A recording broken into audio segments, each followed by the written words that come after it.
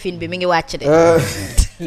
Lalla Coulibaly depuis Bordeaux ma koy nuyu bu baax Pape Bokar Diallo 18e arrondissement le ministre Sidiki Kaba ñu ngi teewlu bu baax la Aïcha Malaw Kaawle Malaw Kayre depuis diaspora bari ngeen loolu dañu teewlu nag.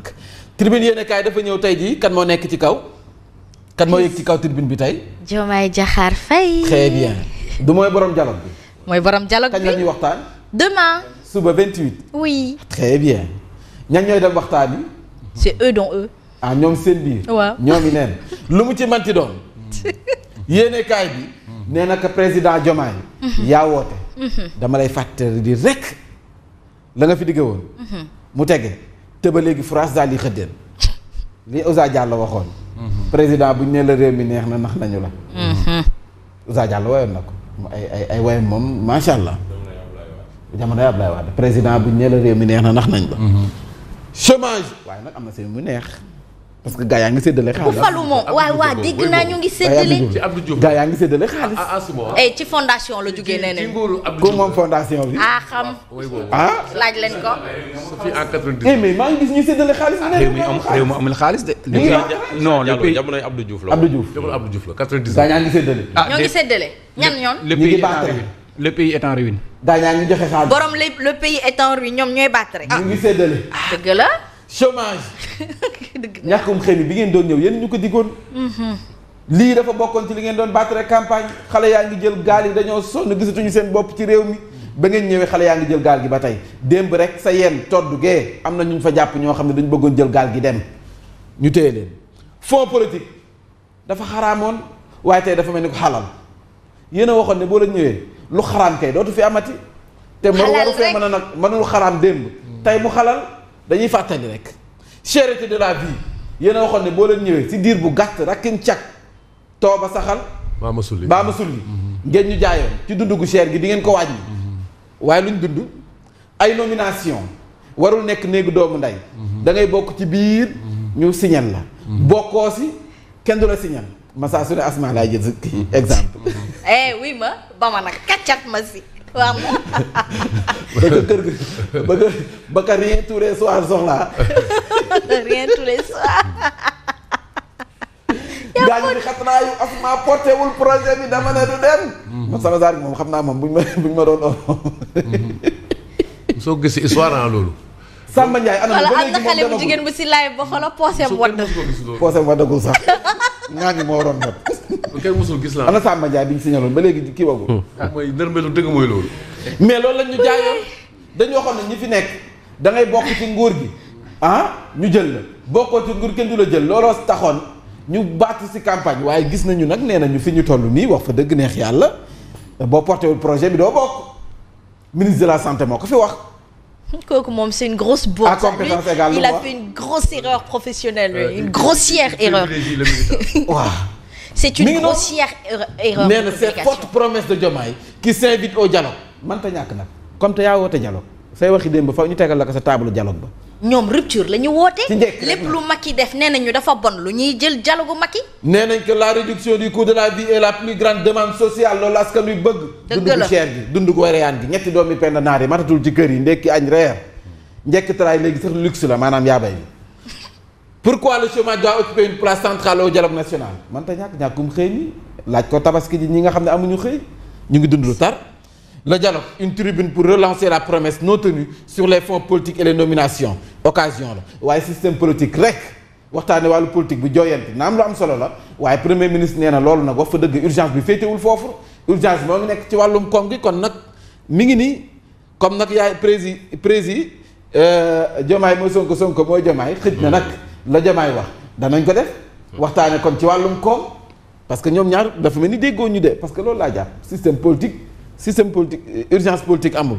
en tout cas tribune yéen kaay nee na société civile wax nañu nee nañ li ñu war a dialoguer bokk nañ ci réforme yu jàmp article 255 bu code pénal bi maanaam tëjum kaso gi ci lan délit d'opinion atteinte à la liberté d'expression lii moom wax fa dëgg neex yàlla nag war naa mën a ñàkk nag ci mim réew. war naa mën a ñàkk société civile bi ne nii faw ñu yóbbaale ko ci dialogue ba day dem mi ngi nii yéen kaay bi daal di dikk ci CDEPS. code de la presse code pénal, code de procédure pénale et code électoral, le CDS propose de dialoguer sur une batterie de réformes visant à garantir la liberté de presse mënta ñàkk kon dialogue ba kuy dem ak la nga yóbbaale sa boolu jàmbat lu fees del ngay enu boo demee becc ko si kanamu président Diomaye ne ko am benn di jukki par benn. très bien ne ko yaa woote lii dialogue waaye ñun lii lañ bëgg a waxtaanee.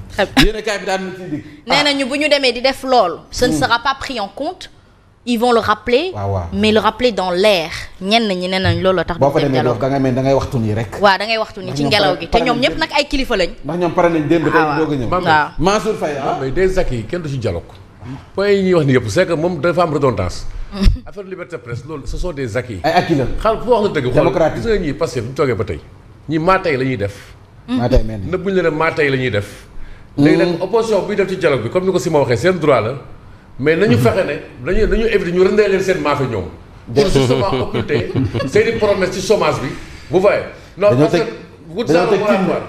voilà. dañoo teg cin de. et même c'est qui constitue cette opposition dont on parle là. am na ñoo xam ne Aly Ngouille Ndiaye moom mooy. am na ñoo xam ne de Zahra Iyane Thiam. waaw am na ñoo xam ne fa dëgg nag waaw amatuñu carrière ñemewuñu dem élection. ñemewuñu dem ah. ñemewuñu dem élection ci opposition. am na ñoo xam ne fa dëgg ne amatuñu carrière politique nag fu ñu langaam rek la ñuy wut. Mansour Faye am mosuñu réer ak Pastef. am na ñoo xam ne ay bëkk yi sàngoo deru béy lañ. bi ñu mbubboo opposition réeréwuñu ak Pastef. Macky Sall a été lâché par beaucoup de responsables de l'APR. loolu tam xel mën na ci biir kii déjà balaa muy perte pouvoir bi. naataange rek voilà café was dute dañuy naan rek ñëw. bu ñëw ñu naan. inculpé et placé sous mandat de dépôt la cour de justice ñoom ñoo fa jaar Mansour Faye daanaka ma nga ca kaso ba ses avocats et l'APR contestent l'incarcération de l'ancien ministre moom mi nga xam ne li ñu koy toppee si nguurug Macky Sall moo di la ñu ko dénkoon ci copparu mbas mi nee na c'est juste une ordre donc qui exécute froidement une commande politique fu mu nekk ni moom la ñuy doxal un règlement de compte planifié pour réduire donc au silence l'APR et ses responsables yéen kaay bi daal na ciy dikk yaa ngi doon wax sànq ñu doon jàmbat. bor yi 17 milliards dañuy sàkku ñu fay leen ko impayé te ba fii France muy concessionnaire yi nga xam ne yëkkati nañ seen kàddu ñu ngay menacé nag 7 mois ba léegi ñu ngi toog di xaar laaj seen xaalis France daal di xëddeen seen koppar la ñu bëgg sa dialogue boobee boo yootoo l'évidence yéen kaay waa grâce grand rassemblement des artisans du Sénégal ñoom nee nañu fës kee nañu dem sa dialogue ba bu ñu demee sa dialogue ba waxtaane jàmbatu artisans yi ndax ñoom ci boppam bokk nañ si ñi gën a sonn ci réew mi bëgg nañ dem ca dialogue ba ngir waxtaane ko fa yéenekaay bi daal dina ci dikk source a daal di ñëw ci immeuble bi màbb daanaka Mbaye Sarr brise le silence nee nañ moom ci boppam moom immeuble bi daanu sa diwaanu Touba ci source a nee nañu fukk ak benn ñoom ñoo ci faatu nous n'avons pas choisi un entrepreneur par hasard. Nous sommes donc basés sur ses réalisations avant de le choisir kon nag tànn ñu entrepreneur boo xam ne wax fa dëgg ne yàlla dañoo tànn nii rek. mais dañu xool li mu liggéey ñu daal di koy tànn yàlla mooy ñëw ak ndogalam waaye yenn saa yi nag ndogalu nit ki da ciy ne. Sora finit sa course à Rebeuss mi ngi nii après son face à face avec la commission d'instruction de la haute cour de justice Mansour Faye goro national daanaka ma nga ca kaso ba sa demande de cautionnement l'exception d'inconstitutionnalité les contestations à la peine de ses avocats toutes les alternatives jetées à la poubelle par la commission d'instruction dafa mel ni moom lépp lu mu mënoon teg rek dañuy jël teg na le moom place am dafa mel ni ñëw jaar commission ba jubal Rebeuss dafa mel ni ay avocat ñoom lañ ko jàppee tegoon nañ seen pexe it bu génne woon lu mu manti génne gars yi dunduñu loolu gisuñu loolu et c'est là où la justice doit faire attention à ce qu'on parle de règlement de compte et non de reddition de compte doy na waar mi ngi nii c'est vrai que c'est l'appréciation du juge mais bon il doit faire placement sous mandat de dépôt le cautionnement d'un terrain évalué à 5 milliards de francs CFA rejeté nit ki ñaata nga koy toppee 2 milliards wala lu ko tegu ñu am mu teg mu cautionné 5 milliards ñu ne la us de boobu situation bi xutaan terrain ba foofu la ne yéenekaay bi daal na ci dikkan mi ngi oui à la reddition des comptes mais non aux harcèlements mbirum Adama Faye frère Mansour Faye moom moo yëkkati yooyu la kaddu nee na Mansour Faye emprisonné sa caution rejetée dafa mel ni jàpp bi la ñu bëggoon ci moom ndax ku cautionné nag waral si ne ñu laa mën a bàyyi donte ñoom ñooy apprécier ndax dañ ko war a jël wala déet dialogue bi waa CDEPS dégg ngeen seen taxawaay sànq les recommandations de la société civile ci dialogue bi dikk nañu ci l'observateur effondrement immeuble bi si la dikkaat na également ci entretien bu mu def Maître Moussa Bocar Thiam ancien ministre l'emprisonnement de Farba Ngom est un désastre pour le Fouta yéene carte d'identité si dikk. Mambay xale bu jigéen bi lu tax ñu affiché ko. kan la. kii Marème Naar. oui.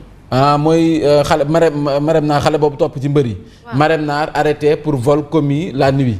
cey moom mooy défenseur kan Prince lutteur Prince waaw xale yi dañu ngi noonu rek. aywa 8h jot na. 8h jot na. neexoon na de. Mansour sous mandat de dépôt. yàlla baax na ses parents jusque-là sans nouvelles dans une profonde inquiétude Malick Diop prisonnier de guerre en Ukraine. tey mbokkam ba léegi xamaguñu fi kii. yàlla baax na yàlla mën na defar.